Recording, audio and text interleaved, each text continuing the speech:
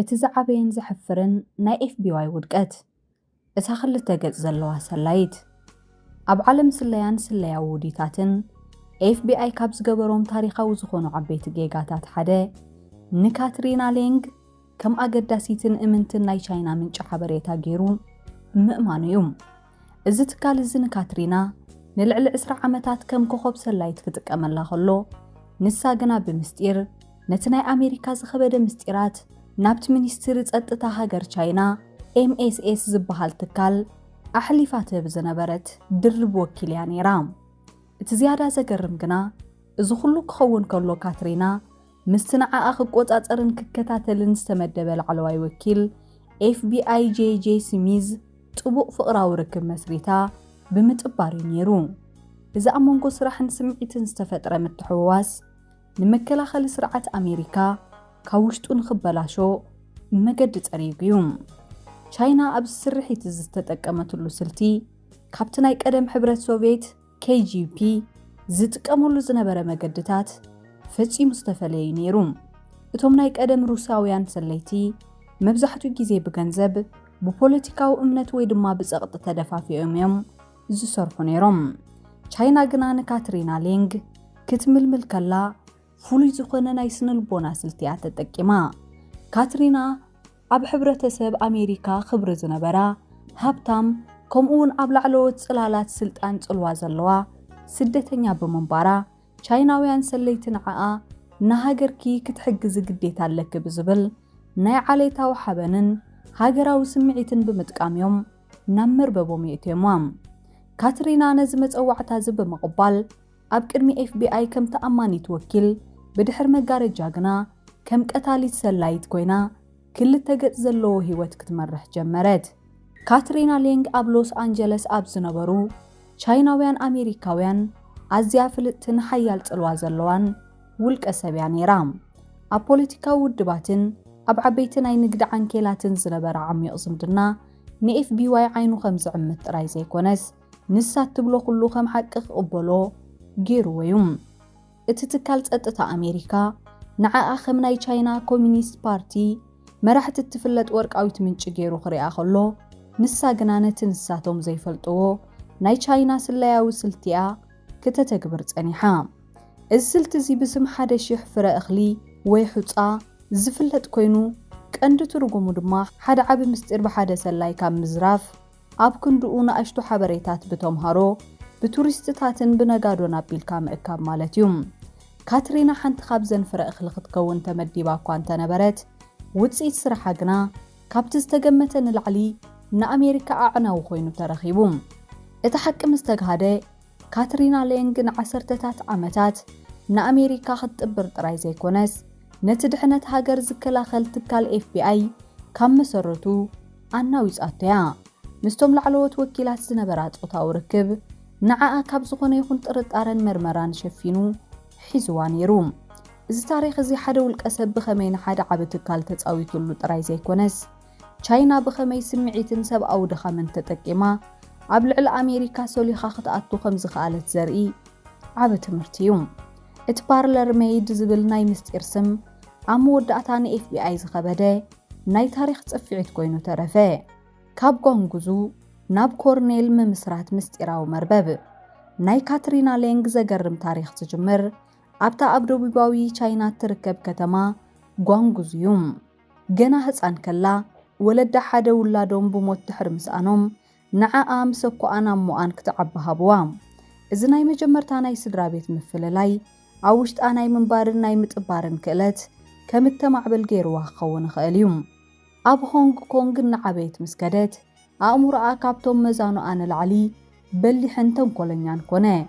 ገና ጓል 10 ዓመትን ከላ ናብ ኣሜሪካ ንምእታው ዝነበራ ህርፋን ንምርዋይ ብናይ ሓሶት ዕለተ ልደት ዝተጻሕፈሉ ፓስፖርት ተጠቂማ ናብ ኒውዮርክ ኣተወት።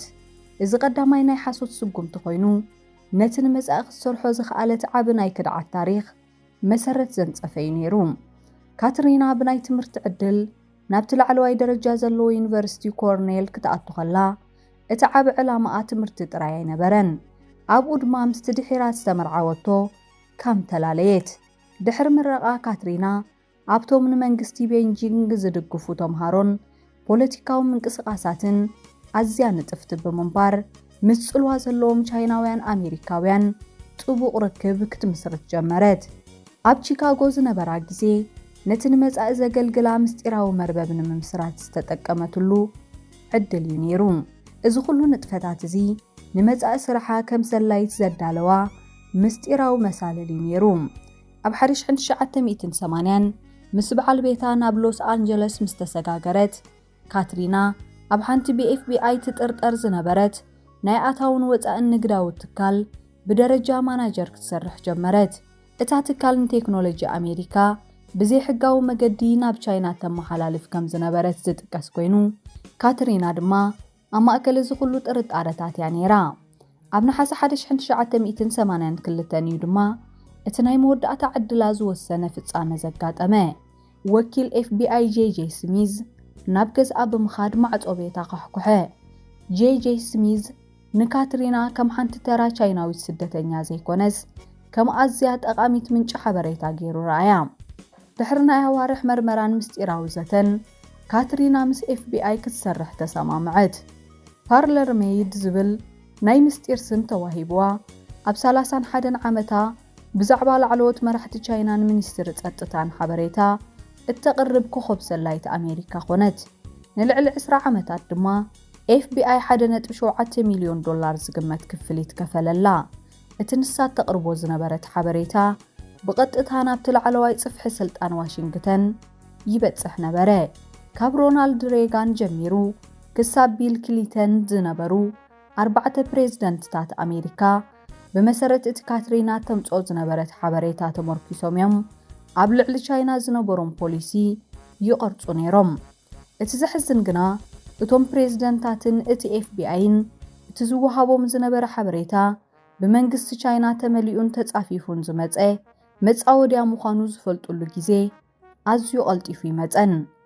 እቲ ስምዒታዊ መጻወድያ ካትሪና ሌንግ ንኤፍቢአይ ንምጥባር ዝተጠቀመትሉ ናይ መወዳእታን ዝሓየለን ስልቲ ስምዒታውን ጾታውን ርክብ ምስቶም ንዓኣ ክቆጻጸሩ ዝተመደቡ ወኪላት ምምስራት እዩ ነይሩ። እዚ ስልቲ እዚ ነቲ ኣብ መንጎ ወኪልን ምንጪ ሓበሬታን ክህሉ ዝግባእ ሞያዊ ርክብ ፈጺሙ ዘፍረሰ ነበረ። ምስ ጄጄ ስሚዝ ጾታዊ ርክብ ድሕሪ ምጅማራ ንሳ ሓንቲ ተራ ሰላይት ጥራይ ዘይኮነት ምስጢሮም ተዓቁር መጻምቱ እውን ኮነት። ጄጄ ስሚዝ ብፍቕሪ ዓዊሩ ስለ ዝነበረ ካትሪና ትብሎ ኩሉ ከም ቅዱስ ቃል ይቕበሎ ነበረ። እንተኾነ ግና እቲ ናይ ካትሪና ውዲት ኣብኡ ጥራይ ኣይተሓፀረን።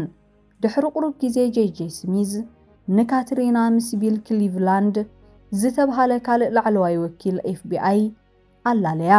ቢል ክሊቭላንድ ኣብ ሳን ፍራንሲስኮ ናይ ቻይና ጸረ ስለያ ሓላፊ ኮይኑ ብዛዕባ ቻይና ዝሰረቐቶ ናይ ኣሜሪካ ምስጢራት ኒውክሌር ዝመራመር ዝነበረ ውሩይ ክኢላ እዩ።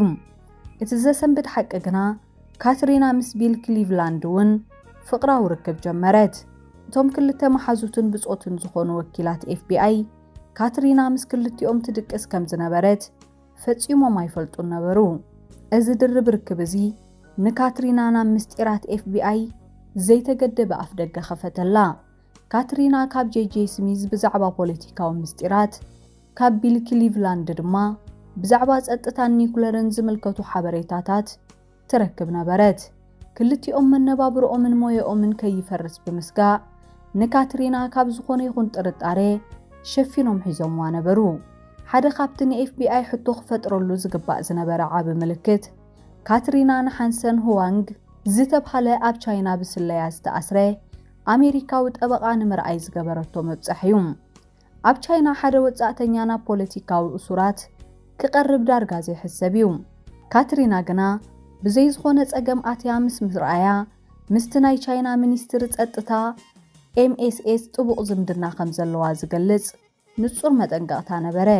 ቻይና ንሓደ ሰብ ከምዚ ዝበለ ኣፍ ደገት ትኸፍተሉ ንሳቶም ዝለኣኽዎ ወይ ድማ ንዓኣቶም ትሰርሕ እንተኾይና ጥራይ እዩ። እንተኾነ ግና ኤፍቢአይ ነዚ ከም ዓብ ዲፕሎማስያዊ ዓወት እምበር ከም ስግኣት ኣይረኣዮን። ኣብ መጋቢት 1991 ድማ ካትሪና ምስ ጸኒሑ ፕሬዝደንት ቻይና ዝኾነ ጂያንግ ዘሚንን መራሕቲ ስለያ ቻይናን ኣብ ቻይና ተራኺባ። ኣብታ ኣኼባ እቶም ናይ ቻይና ሰበስልጣን ንካትሪና ኣብ ፖለቲካ ኣሜሪካ ዓብ ጽልዋ ንኽህልዋ ንሪፐብሊካን ፓርቲ ዓብ ገንዘባዊ ደገፍ ክትገብር መምርሓ ሃብዋ። ቻይና ጆርጅ ቡሽ ዳግማይ ንኽምረጽ ትደሊ ስለ ዝነበረት ንካትሪና ዝኸውን ናይ ፖለቲካዊ ወፈያ ገንዘብ ክትህባ ተሰማምዐት። ካትሪና ኣብ ቅድሚ FBI ንቻይና እጥብራ ኣለኹ ክትብል ከላ ብተግባር ግና ናይ ቻይና ዕላማ ኣብ ልቢ ዋሽንግተን ከተተግብርያ ትሰርሕ ነይራ። እዚ ኩሉ ውዲት እዚ ነቲ FBI ዝሃባ ፓርለር ሜይድ ዝብል ስም ናብ ሓደ ዓብ ሃገራዊ ክርዓት ቀየሮም። ምዝራፍ ምስጢራትን ምቁራጽ ናይ ድምፂ መሳርሒታትን። ኣብ 1988 ቻይና ኣብ ሎስ አንጀለስ ሓድሽ ቆንስላ ክትከፍት ከላ ካትሪና ሌንግ ኣብቲ ቦታ ንድፍን እቲ ህንፃን ከም ኣማኻሪት ኮይና ተመደበት። FBI ነዚ ከምዚ ዓብ ናይ ስለያ ዕድል ገይሩ ረኣዮም። ካትሪና ኣብቲ ህንፃ እጃም ስለ ዘለዋ ምስጢራዊ ናይ ድምፂ መሳርሒታትን መጥለፊ ፋክስን ኢሜይልን ክንተክል ክትሕግዘና ኢሉ ተኣማመነ። እንተኾነ ግና እቶም መሳርሒታት ተተኺሎም ስራሕ ድሕሪ ምጅማሮም ብዘይተፈልጠ ምኽንያት ብቕጽበት ደው በሉ። FBI ነቲ ቆንስል ክሰምዕ ዝነበሮ ተኽእሎ ሙሉእ ብምሉእ ተቋረፀ። ካትሪና ነቶም ቻይናውያን ብዛዕባ እቶም መሳርሒታት ከም ዘጠንቀቐቶም ንጹር ምልክታት እኳ እንተነበረ JJ ስሚዝ ግና ንዓኣ ካብ ዝኾነ ይኹን ጥርጣረ ናጻ ገበራ። ንሱ ንሳ ብዛዕባ ዝኽትፈልጥ ኣይትኽእልን እያ ብምባል ነቲ ሓቂ ዓይኑ ዓመተሉ።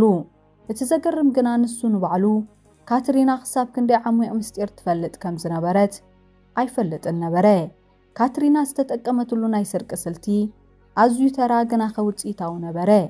JJ ስሚዝ ኣብታ ኣብ ሳን ማሪኖ ካሊፎርኒያ ዝርከብ ቤታ ክበጽሕ ኣብ ዝኸደሉ እዋን ንሱ ክሕፀብ ወይ ክዛነ ናብ ሽቓቕ ኣብ ዝኣተወሉ ካትሪና ካብቲ ንሱ ዝሓዞ ቦርሳ ምስጢራዊ ሰነዳት ብምውፃእ ብቕጽበት ትቐድሖም ነበረት።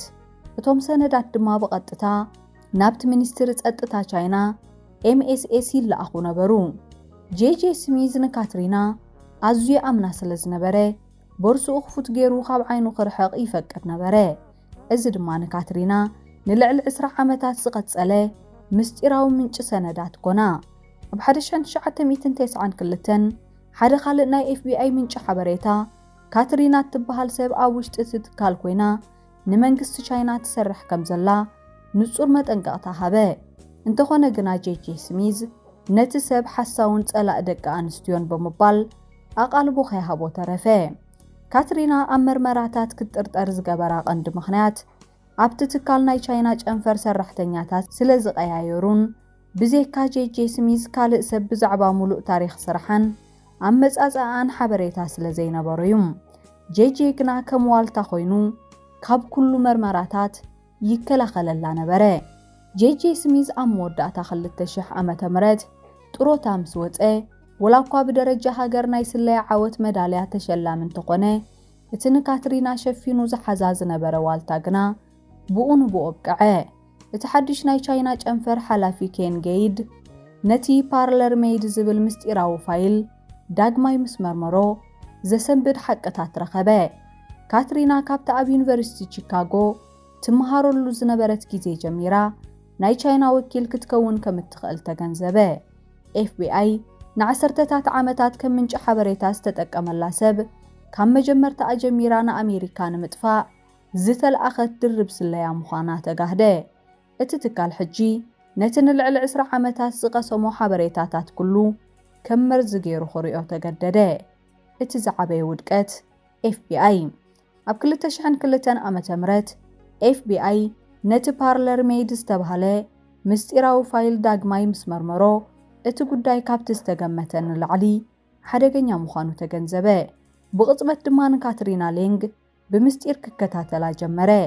ኣብ ዝተፈላለዩ ሆቴላት ምስቲ ካብ ስራሕ ዝተሰናበተ JJ ስሚዝ ምስጢራዊ ርክብ ክትገብር ከላ ብቪድዮ ተቐድሐት። እቲ ዝገደደ ግና ኣብ ሕዳር 2002 ዘጋጠመ እዩ።